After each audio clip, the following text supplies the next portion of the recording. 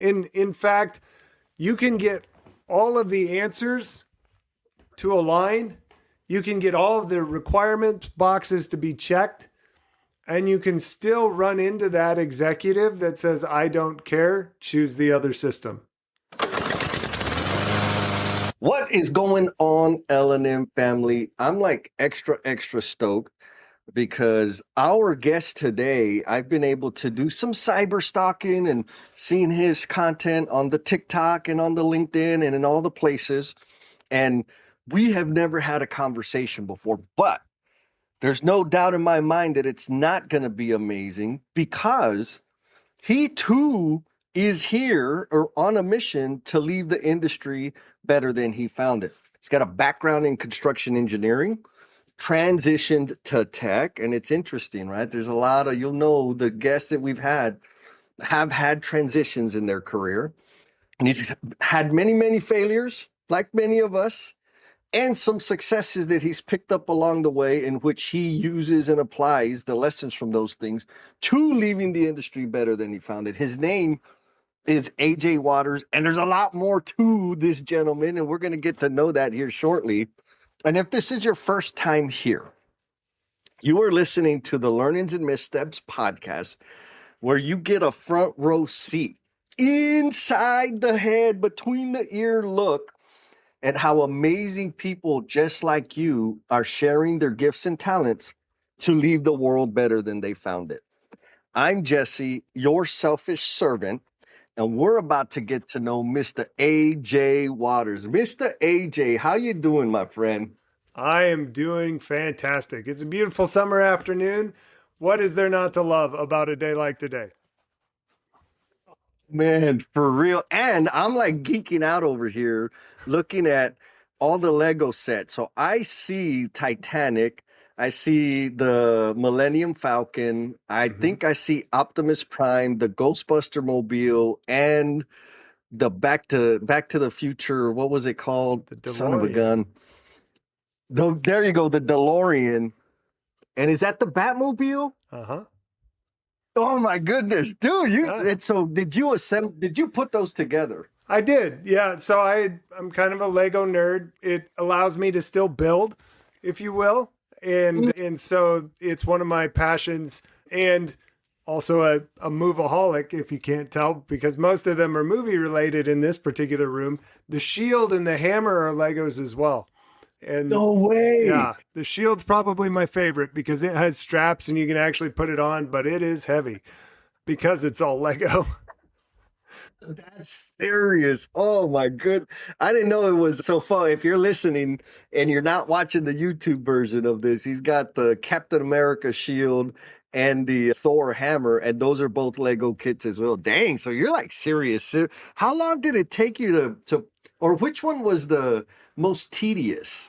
Oh, wow. That's a difficult question. It's actually the most tedious one is not in this room. The most tedious one is down in the basement in our kind of sports bar man cave area, right? It's a replica of Nebraska's Memorial Stadium, and it's made out of an off-brand Lego that's really small, and you build it in layers all the way up.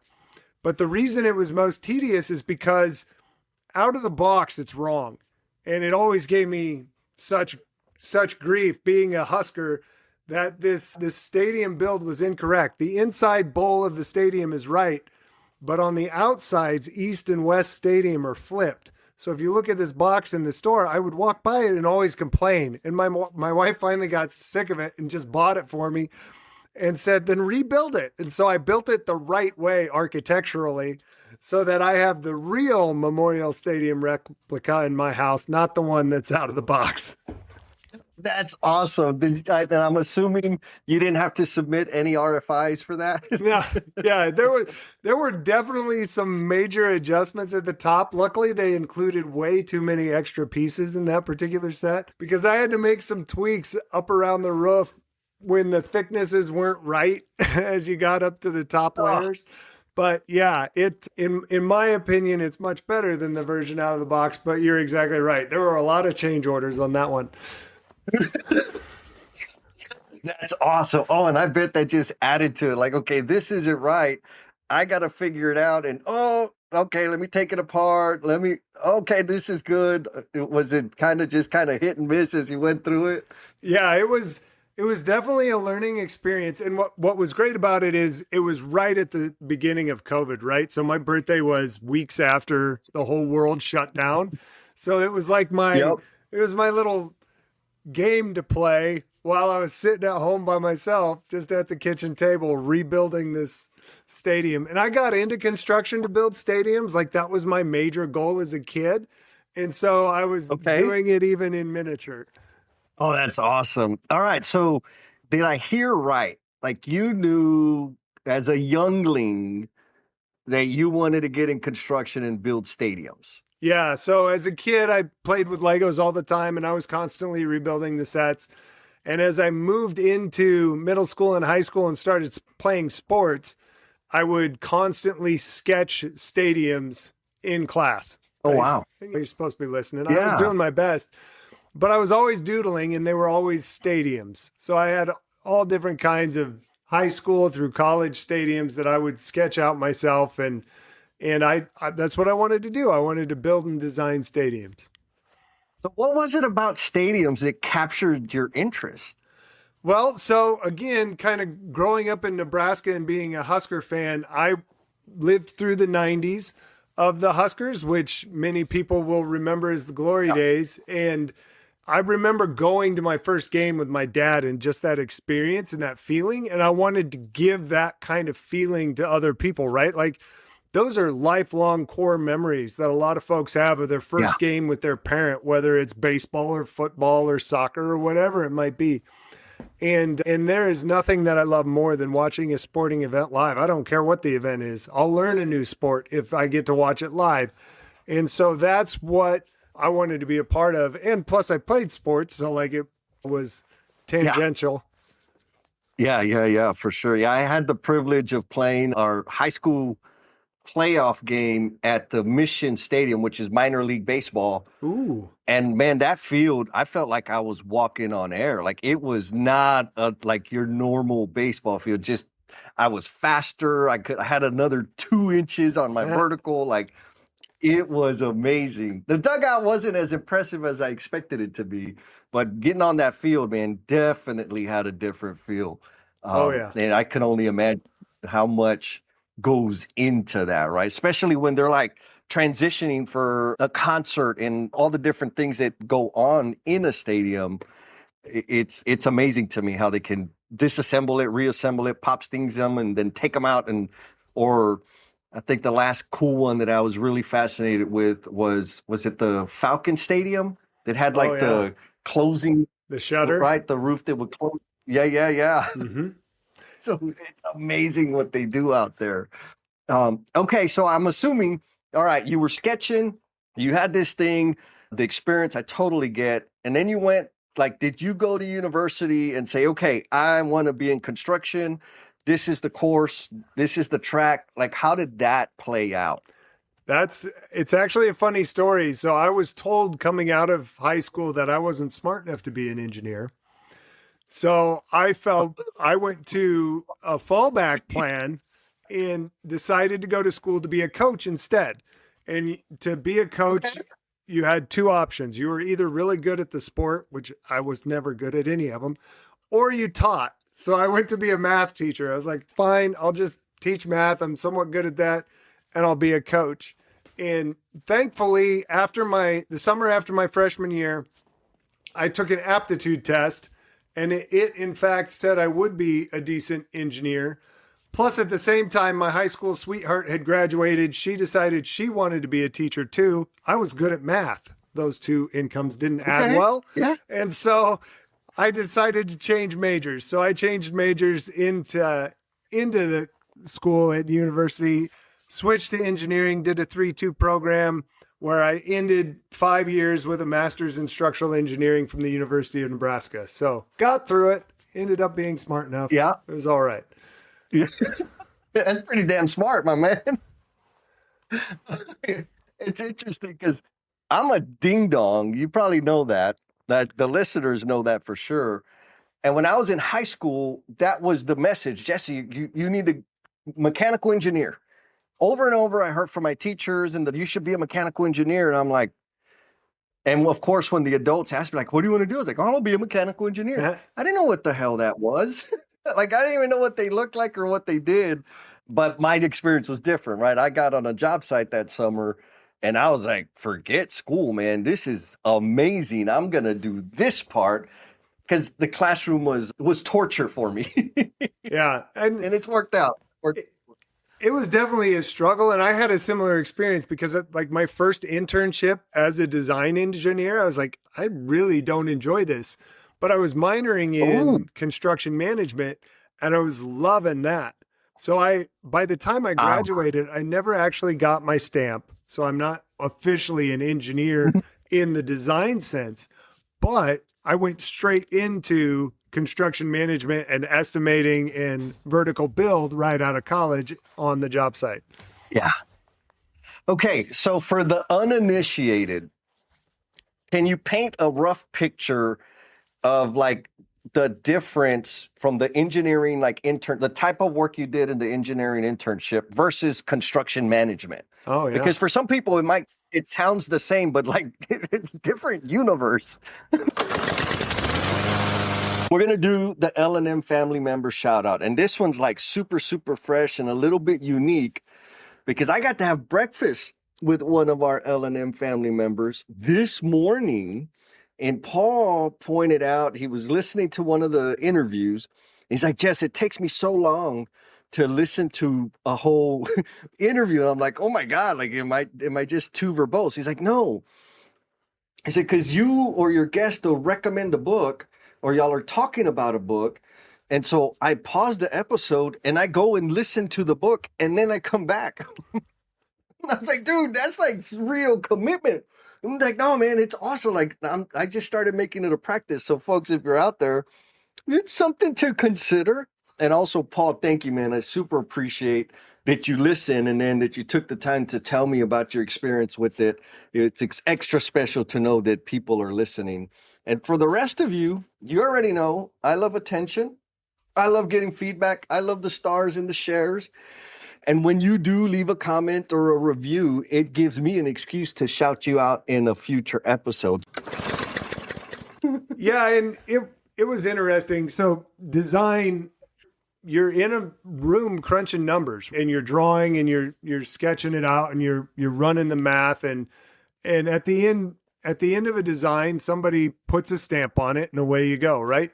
And so I didn't quite enjoy sitting in a corner crunching numbers all day long. When it comes to the job site or even just construction management in general, I became an estimator, which sounds funny because I still crunched numbers, but every project was different. Every drawing was different. You got to go out in the field and do time studies. So you were literally building the thing, right? Versus just drawing it and wondering what it looked like someday. As an estimator, you were looking at 2D drawings, doing takeoff, putting prices to it.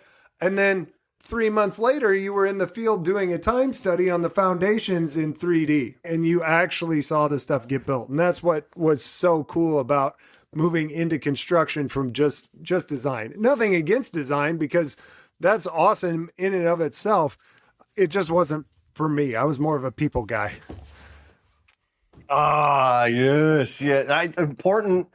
Important distinction. I get to talk to parents every now and then about their kids getting into the trades. Because, I'm a huge advocate for careers in the trades. Mm-hmm. I also know it's not for everybody.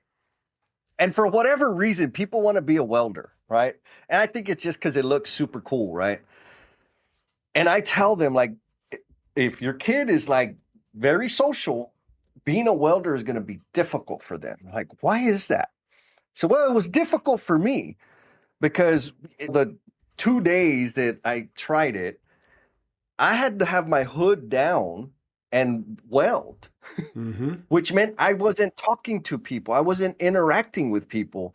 And it was the most miserable 2 days of my life, like besides valve tagging, right? Yeah. I hated it.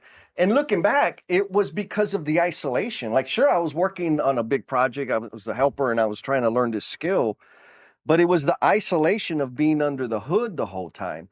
because I like the human contact, right? I like the arguing and the razzing and just the interconnectivity of working with other human beings, which is what I love. And I think you know this.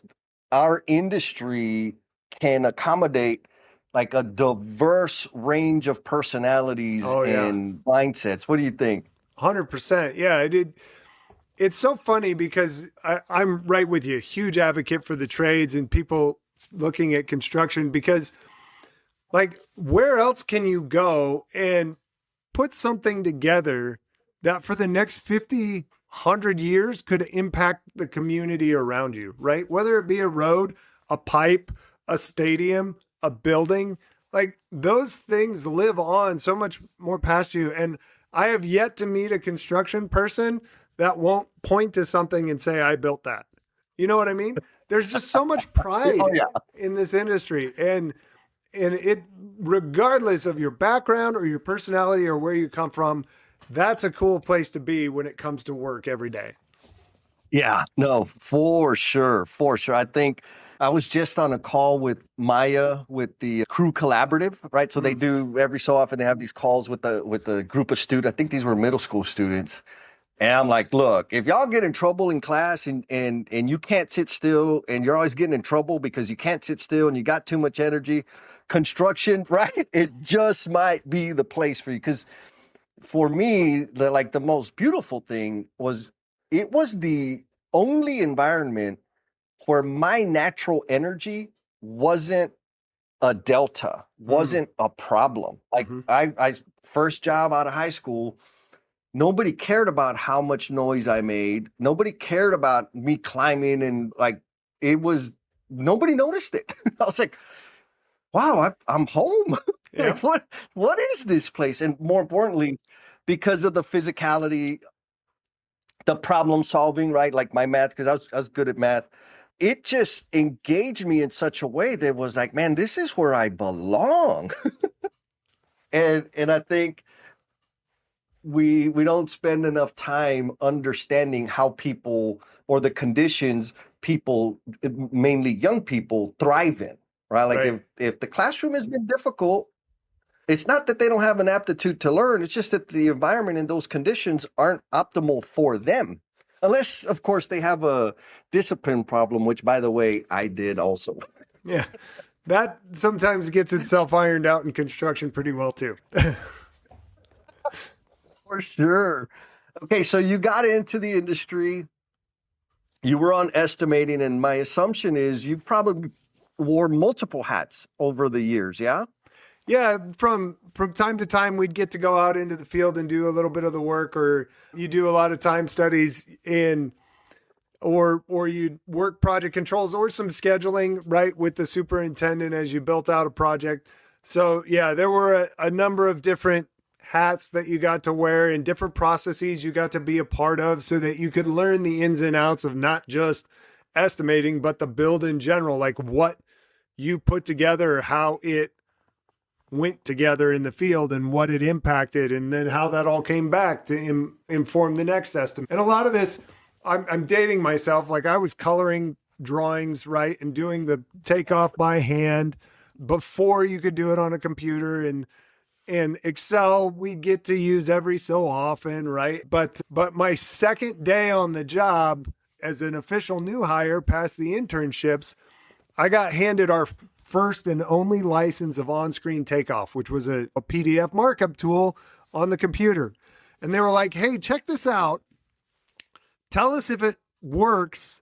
And if it does and it's better, we'll get more for everybody else and you can teach them. And I looked at the digitizer sitting next to me and I colored up a PDF in like 5 minutes on my computer. And I was like, yes, this is better. We're going to go this route. And so literally on day 2 on the job, I was handed like my first digital transformation, if you will, with just this one software that I had to then teach everyone else. So I became, as the new guy, I became the on-screen expert, which just meant I could color boxes on a PDF really well. And the next software that they gave me a year later was the invitation to bid software, right? So we started collecting some of these point solutions. And so by the time I was a couple years into my career, I was kind of a pseudo IT guy managing a couple of little softwares that back then they weren't nearly as complex and robust and platform specific as they are today, but it was that first taste of what technology felt like. Oh, that's so how did you reconcile the fact, like just the data, second day, first day, right? And now you're the SME on this brand new thing, and everybody looks at you and treats you like you're the all-knowing wizard. But like, bro, I just started touching this yesterday. Like, how did you come to terms with that? Yeah, it was an interesting place to be because you're exactly right. People come to you with questions, and what I found out is I must have like a unique way to Google or something because I just happen to find answers easier than other people. It's not that I was smarter than them. I just found it, right? Is all in a lot of times back to your problem solving brain. I feel that a degree in engineering is simply a degree in problem solving, which is why pivots for engineers make so much sense because problem solving is a premium skill regardless of where you're at. Yep. And so that's really all it was a figure it out mentality and trying to go find and being willing to say, I don't know, but I'll figure it out and get back to you. And again, thankfully, the software was relatively simple. I mean, anybody who's used Bluebeam today or on-screen Takeoff, it's pretty straightforward. You create a geometry and you color on top of a PDF. It's not super complex, so there wasn't a lot to it. But to your point, many of these folks, right, barely typed with their fingers. So this was all new to them. And the more you could kind of walk them through how you just point and click and it follows along, the easier it became. Yeah. Oh man, there's so much here, AJ. I took a few night classes. I went to night school, right, as I was going through my plumbing apprenticeship. And the most valuable course I took was keyboarding. Mm-hmm. And the reason I say that is because when I got promoted to superintendent, I wasn't like, I used my laptop. Like I used my computer. I would send emails. I would go into the drive and open up folders, which I thought all my peers, I was the youngest superintendent at the time. I thought all the other superintendents did it too, because we all had computers. And then the PMs were like, man, Jess, I love working with you. I'm like, what are you talking about? Like you send emails and you go into the drive. I'm like, well, yeah, we all have access. I don't get it. Like, you don't understand. The other guys don't. And I was like, oh, so I had just an advantage just because I was comfortable. And I think maybe one or two, maybe not, but I think the primary reason my peers or contemporaries at the time didn't use their laptops was because they didn't know how to type. It took so much longer for them to interface with it. So they just said, forget it, right? Give me a helper, give me an assistant, and they'll do they're faster than me doing my chicken pecking. Like it was a simple, dumb thing that it made a huge, huge, huge impact on me. Now, you mentioned that maybe you Google better, and I understand what the thinking is, or I think I do anyways. And as it relates to problem solving requires people to be resourceful. Right. Having access to resources is not the same as being resourceful. And I'm going to say that it was probably your resourcefulness intertwined with your problem solving mindset that helped set the stage for you to be the optimal person for that role. How does that land with you? I mean, I'll take it. That is very kind of you to say. You're probably in. I would say you're probably right. Like it just was a perfect storm, if you will, of me having just enough aptitude with tech because I'm right on the borderline Gen X millennial, right? So just enough aptitude with tech and just enough figure it out mentality that I was taught by my parents in my upbringing, that you're right. You go find the answer regardless of what it takes and regardless of what the resources are. Yeah. Yeah. Oh man, it's so awesome. Okay, so you were engineering, right? That was the calling. Stadiums, that was the calling. And then this little avenue of technology seems to have presented itself. Or were you interested in technology before you became the automatic digital takeoff guy? Huh. Was that even a thing when you were considering your career path? Yeah, not really, not at all. I was not interested in tech at all at that point. But as I continued to progress through my career, in years after that digital takeoff, this thing called the iPhone was announced. And so like everybody remembers that original, if you were around back then, you remember that original Steve Jobs keynote and how mind-boggling the device was. And that's when I started to get a little bit more interested in tech and what tech could do. And I mean, we're still like, this is still early phases in where we're going as an industry and how things are evolving.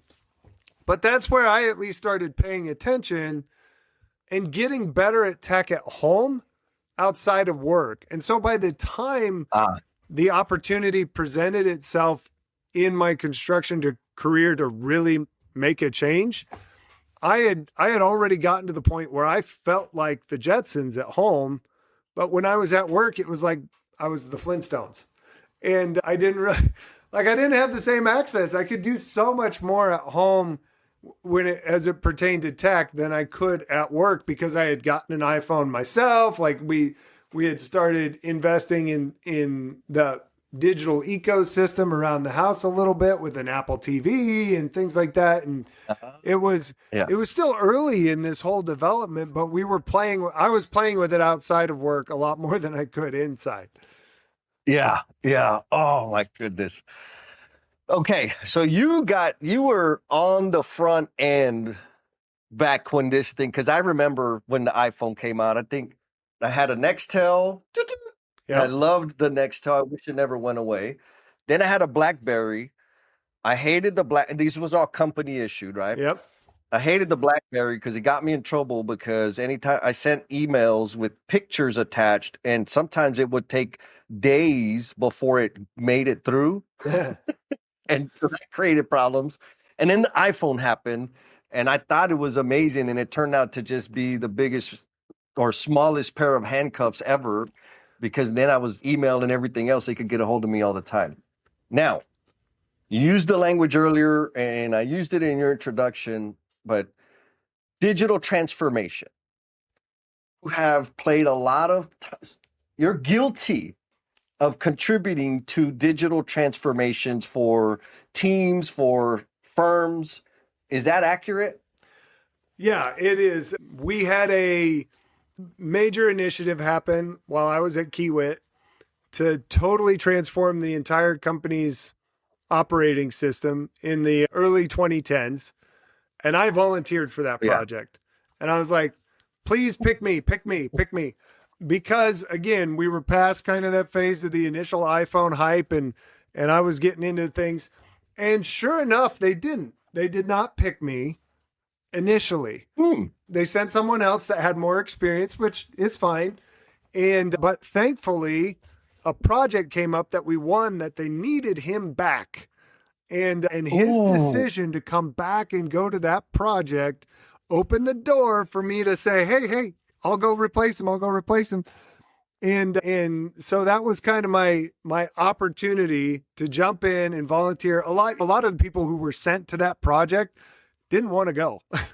That was not high on their radar. They wanted to keep building. But I was one of those weird ones that was like, I'll volunteer as tribute, send me. And so it started off just like you had said earlier. I was an SME on the estimating evaluation, and I just slowly worked my way up as that project went on and got deeper and deeper into understanding the end-to-end processes that we were building into our new tech. Okay. Did you have any surprises? And when I say surprises, I want to be specific. People's behavior surprises as a result of being involved in the digital transformation. Oh yeah. Oh, 100%. You mentioned the superintendents that don't want to use the laptop. The very first version of our timesheet, of our digital timesheet that we built, was laptop based. The iPad still wasn't really a thing yet. We didn't have mobile apps Yep. quite at that extent. So we built it on a laptop. And you want to talk about trying to get a foreman to enter their crew's time on a laptop instead of a piece of paper. Like it would take them 30 seconds to write in a name, Yep. an activity, and an hour on a piece of paper. And it'd take them 5 minutes to try to find the name in a list, then try to find the activity in a list, right? And so there was a lot of pushback, if you can believe it. Oh yeah. Yeah, that's why it's okay. Like that's a truth. And I'm hoping the L&M family out there, something that they should be taking away is like any change is difficult. Introduce like that transition to any, like it's funny because now there's a lot of people that are very like they grew up with all kinds of tech, access to all kinds of tech, right? And in their head, like, man, construction's just so far behind, they're so archaic. And it's like, bro, you don't know how much progress we've made. Yeah. The number one lesson that we learned early on in a lot of that development, right, is we did things that made our lives in the back office easier, right? Like this digital timesheet made processing payroll and collecting it. It automated it. It was already punched in, and it made everybody in the back office much more efficient. We didn't stop and ask ourselves real quick, what's this going to mean to the person actually keying in the data? Like the end user in the field, what does this mean for them, right?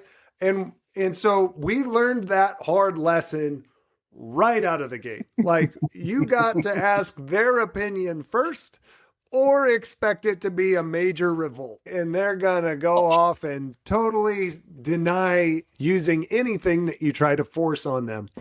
And so that was one of the first lessons that we learned the hard way is we're going to design something that makes our life easy and not really ask anybody else. And we went back and totally rebuilt the whole thing from the ground up on a mobile platform after getting it in front of the people who would actually use it and saying, is this a little bit better? Right? Yeah. Oh, AJ, props to you because I'm sure you know there's still people today that don't consider that. Like 100%. Like, okay, there's business enterprise value, but the person that's carrying the burden of the transition, what value are they? Like, is it a value add? Most of the time it's not. And it's like, too bad, you just need to do it. It's like, really? Yep. I mean, true story. I had one of my, back in the day, fellow superintendents, iPads were already out in the field. They weren't we were a subcontractor and where all our foremen and superintendents had iPads, but we were the only subs on a project that had them. So we're kind of like on the front end. Anyways, we went from handwritten timesheets to Excel to an internal, somebody in the company made an app, right? An app specific for us to do timesheets. It was had drop downs. It was pretty easy, but it was still a lot of work that we weren't used to. So one of our superintendents, he paid his daughter to input time. Like he paid her 4 hours a week. It was on a massive project, 80, 90 people, to just like, forget it, guys, just keep doing the Excel or the sheet. Gave them to her and she sat there and did it in the little appy thing and did everything she was supposed to do because nobody took the time to say, wait a minute, let's train people how to use the thing. Let's give them the device, walk them through, find out how to make it better for them. None of that happened. Right. And so we found workarounds and we always will. 100% we will. I'm assuming there was a point where it was like, okay, I'm doing this internally. And then you started getting calls from other people like, hey, can you help us with this? Hey, we have a similar situation. We heard you're good at it. Somebody maybe you worked with in the past. Did that happen at all? Yeah. So essentially what ended up happening is when we had finished that major transformation at Kiewit, we had custom built a whole bunch of product internally to make it work. And we didn't like that situation. So we decided to take all of that intellectual property and the people who knew how to use it, like me, and rebuild it. That became a company called Innate. So Innate's a product in the marketplace today. And we went back and rebuilt it. And I spent a number of years doing that. We rebuilt all of the Kiewit apps into a more commercially viable solution. And then we went and we sold it. And so I was demoing that.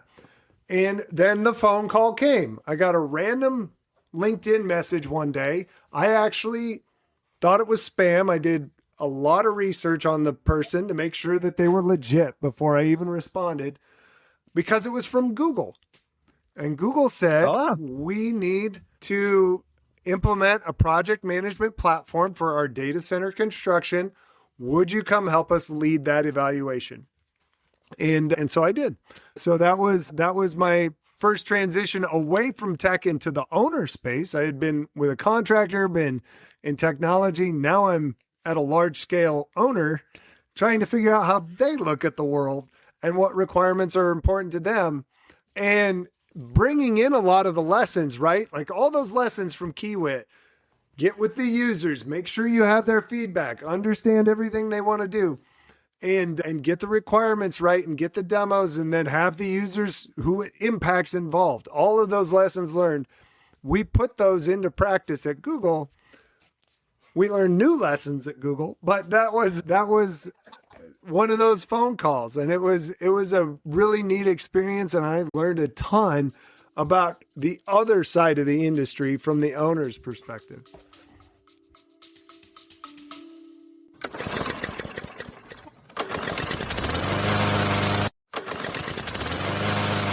If you are a leader in construction, I need you to listen up, like for real, for real.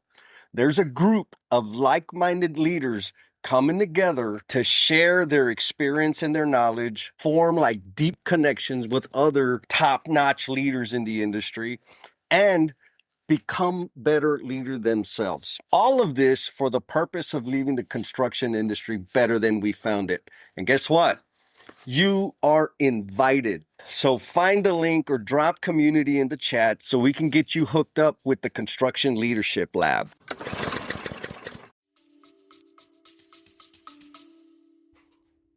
Oh, I love that. Okay, so what were some of the similarities of being that change agent for a massive, massive contractor and being a change agent for like almost a different world? What were some of the similarities? Because the reason I'm asking is we like to think construction is so different, and there are differences, but it's not like we're this chronically unique snowflake. We have some similarities. Like we could learn a lot from other industries. So what were some of the similarities in terms of the work that you did for Kiewit and then went and did for Google? Well, the first and foremost, Excel is everybody's best friend. If at first you can't get the math to work, export it to Excel and make it look the way you want. So that was a big one. Even if it's Google Sheets, it's still everybody's best friend. Yeah. But the other thing that was very similar is Google was very mature in their construction management processes, but they had the same kind of problems that contractors have. Schedules, budgets, procurement issues. Hitting milestones was difficult, regardless of whether you're an owner or whether you're a contractor.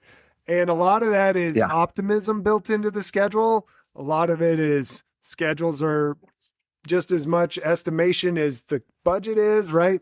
But there, you ran into many of the similar challenges. At the same time, there were very big differences too, right? Because you don't have nearly the level of detail in managing your capital project from the owner's viewpoint as the contractor does. And the amount of data that the contractor's creating on the project, that's not in alignment with the owner. And so surprises are often, they happen more and they're bigger. So like, Yeah. we're not talking about, oh man, we look like we're behind schedule when it's week 2. We're talking about tomorrow's a milestone. We're going to miss it by 6 months. Like the day before getting the notification, right? And so the level of transparency and the ability to look kind of and see into the future was a lot more difficult at the owner level, which was why they were trying to evaluate their own project management platform so they could get to another level of detail. And so while the processes and the construction knowledge and all of that was just as mature as a contractor, their ability to manage it wasn't, because of the lack of systems in place. Okay. So I love you use the word system because I'm totally a systems guy. And I also know that human behavior can really jack up any system. Oh, yeah. And so in terms of you deploying change, because like helping people with digital transformation, sure, you're mapping out processes and understanding the whole value stream and the interdependencies and all of that. From my perspective, that's the easy part. Because you still have the human behavior part. Am I wrong? No, you're absolutely right. In fact, you can get all of the answers to align. You can get all of the requirement boxes to be checked. And you can still run into that executive that says, I don't care, choose the other system. In fact, they'll audit you with a third-party consultant, and the third-party consultant will come back and they will give the same answer you gave. And the executive will come in and say, I don't care, use the other system. And because they have whatever reason, whether it be a political reason, tie to that person, or just they feel that it's the right move long term, or it looks better on paper, whatever it might be, they have their reasoning why they make their decision. You have your reasoning why you made your recommendation. And when they don't match, human behavior gets involved, and all of a sudden change becomes twice as hard, because you're going back to the people that you just spent 6 months with, evaluating and getting to a decision and saying, well, we changed our mind, so we're going to do this one instead. I know you didn't like it as much, but it's pretty close and we'll be okay. Yeah, man. I remember, and thank you for like shining that, because I know in our industry, we have over invested in technical skills and technical abilities and underinvested in our social skills, right? And it's a technical social world that we work in. And for whatever reason, I feel like maybe since COVID, the awareness of the value of people, like human beings being human beings, has begun to grow. But we get so into the weeds of like the technical, logical, data-based decisions that we forget that people are people. Yeah. And people are going to make dumb decisions. My first experience with that was we were testing out PlanGrid and Procore. And this was back, I don't even know, a long time ago, right? They were both pretty new. They both had similar functionality. Today, that's not true, right? I mean, hell, somebody else owns PlanGrid now. But anyways. Yeah, it's not even a product anymore.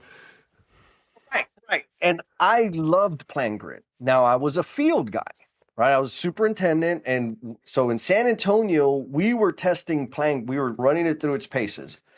In Austin, they were running Procore, but a project manager was like leading that.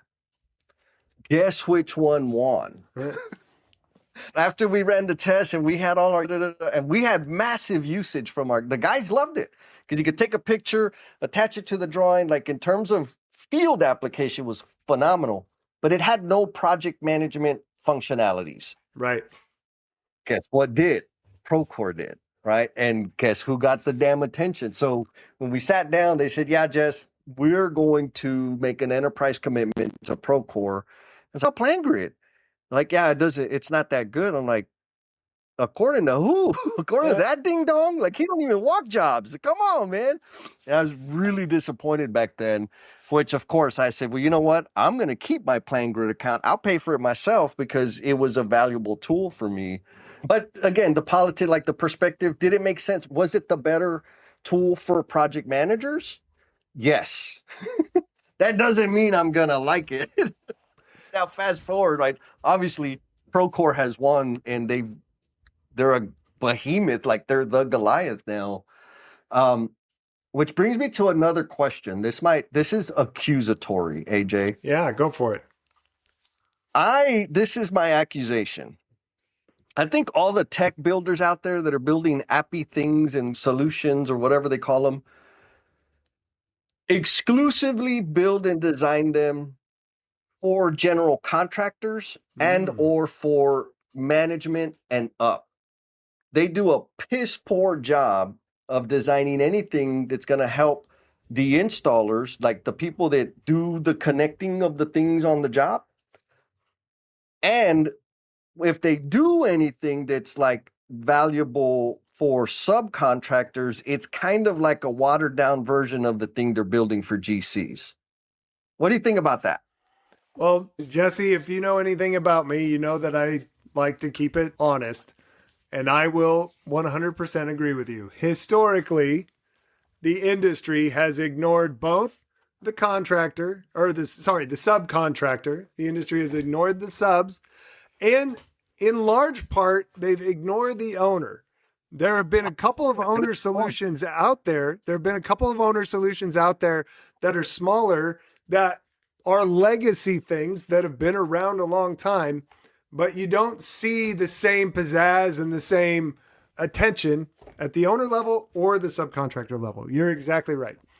But I say that with a big but, because it's historically. They've heard the feedback, right? They understand that miss and are actively pursuing it. And what's interesting is I hear a lot of the noise around AI.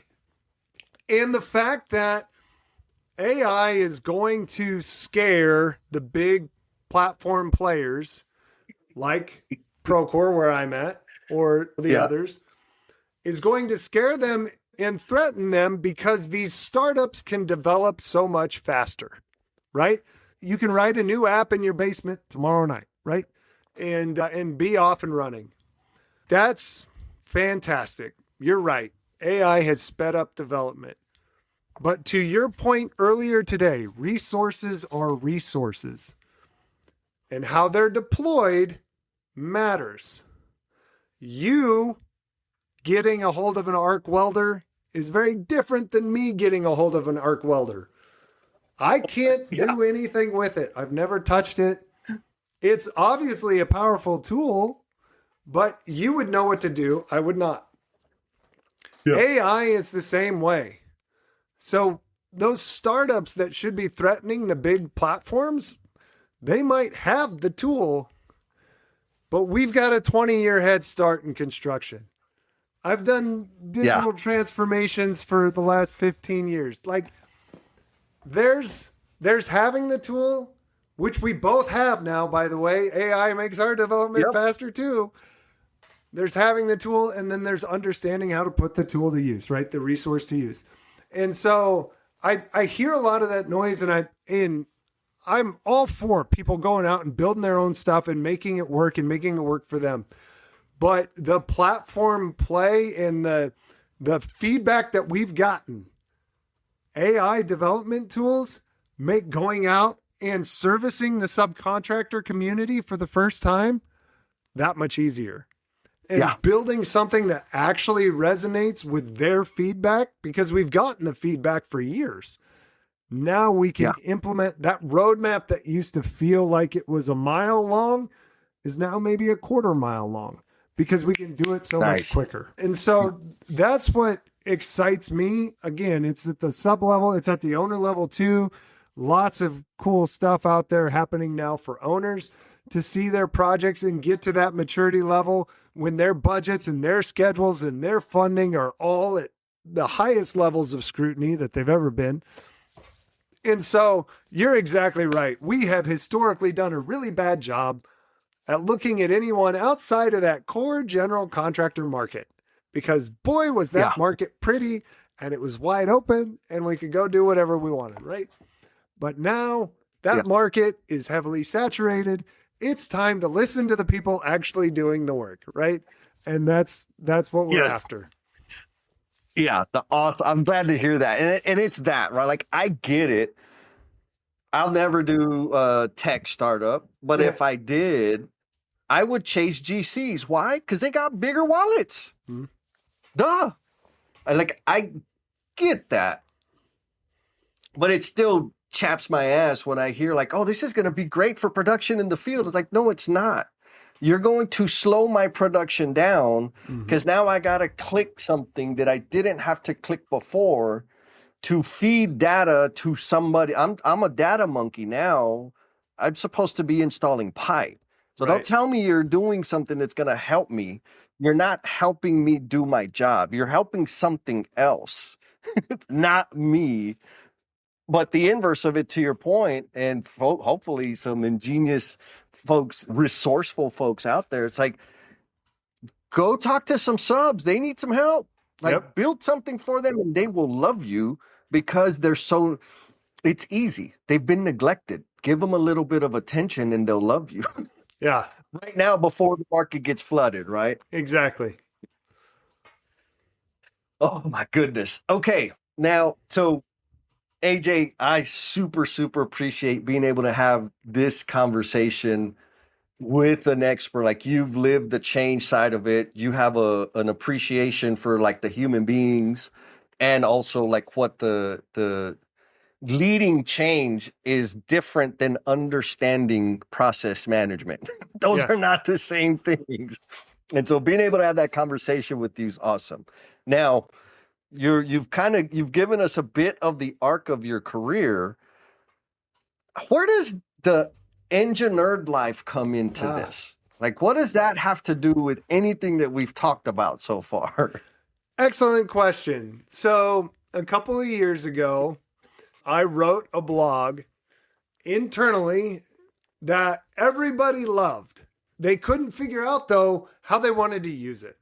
They were thinking of spinning up a whole campaign around it. Then they were like, oh, but we could do it this way. And so for like almost 9 months, this blog just sat on a shelf and everybody loved it. But it just sat there because we couldn't figure out how to use it. And I was like, well, that's not the only thing that I have. All this stuff that I've done wrong, that other people should not have to do it wrong. Like, they can avoid these. I could say more. So where I worked at the time at Kiewit, we had Christmas week off every year from Christmas to New Year's. And during that week off, I had this idea to start a blog. And I was like, I'll publish it myself. Like, it's been sitting on the shelf for 9 months. I'll publish this myself. So I created a blog. I'd been called an EngiNerd most of my life. Just a play on the word engineer because I'm a nerd. You can tell if you look behind me. So that's where it came from. And it was just because I felt like I had some things that I could say that I couldn't get out fast enough inside of a corporate enclosure. And so that it started out a year and a half ago as a blog. And after about the first year, writing a new blog every single week, I was like, I'm really tired of talking at people. I want to talk with people. I want to have conversations and learn from their experiences and share more. And so I was like, well, it would be really rude to just reach out to a guy like Jesse and say, Jesse, you're an awesome person. Would you write a guest blog for my blog? Like, would you put in all this work to write a blog? Like, because that was my first thought. I was like, okay, so that's kind of rude. Yeah.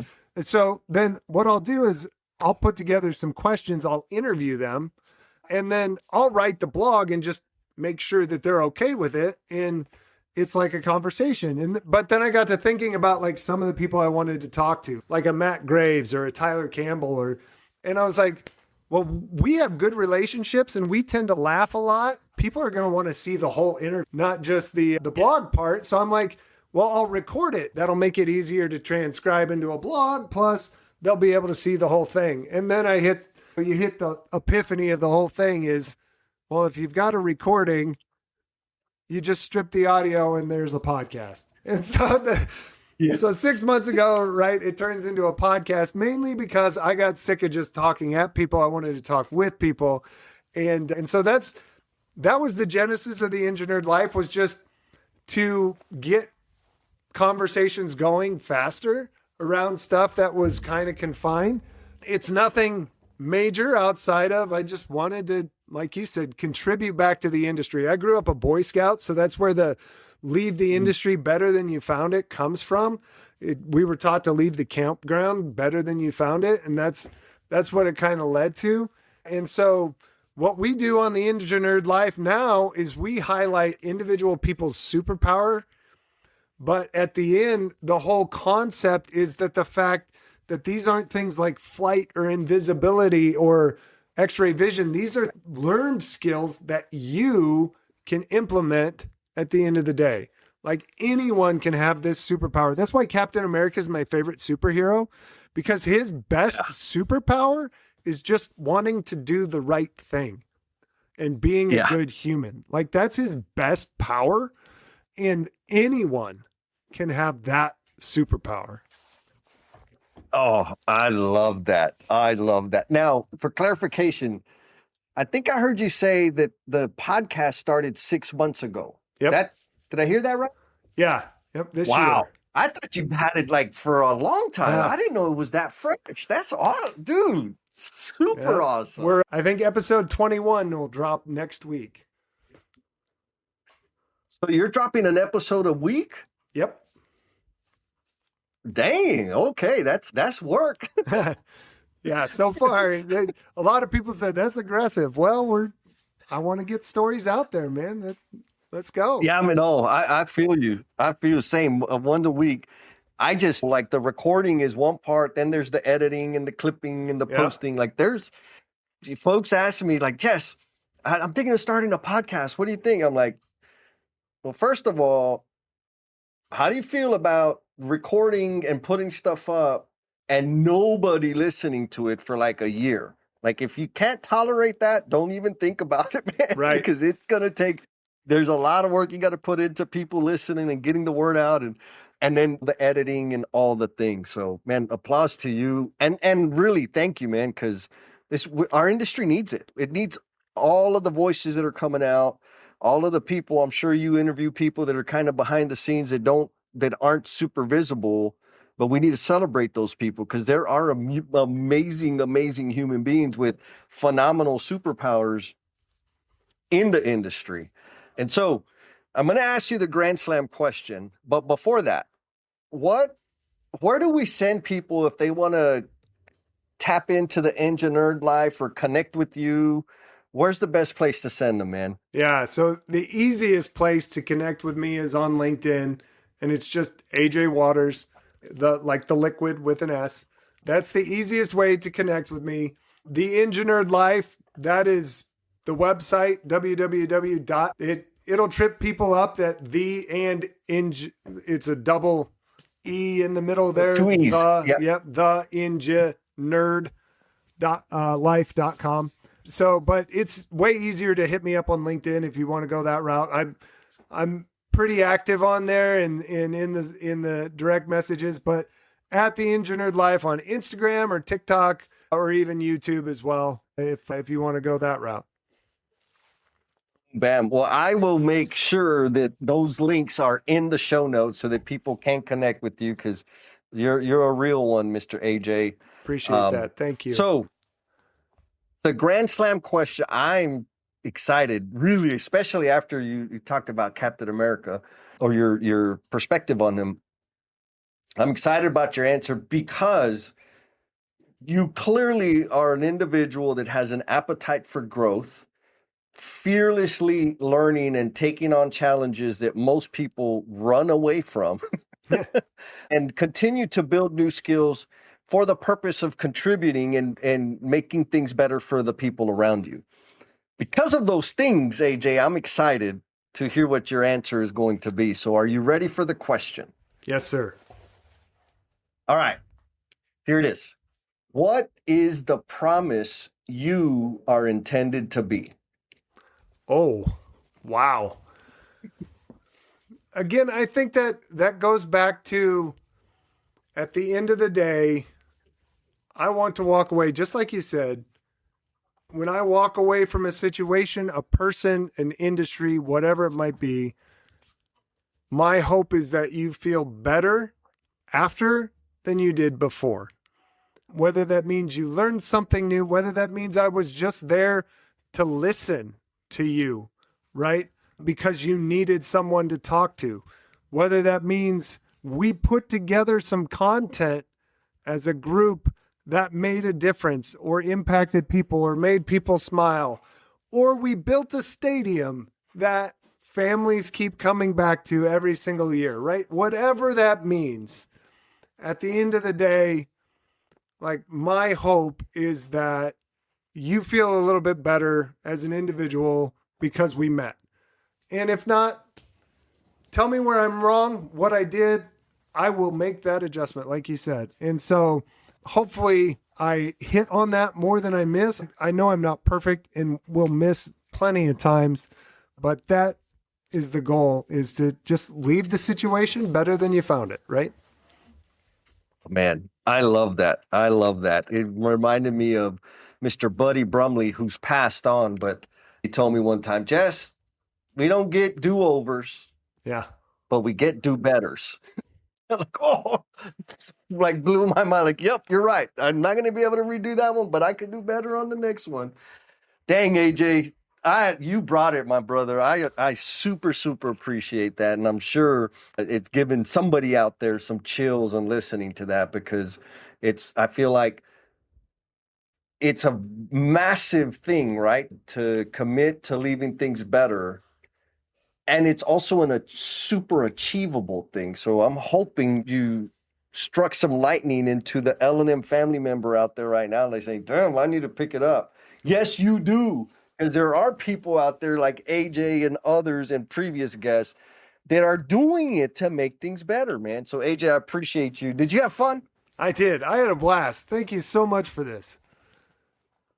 You're welcome, brother.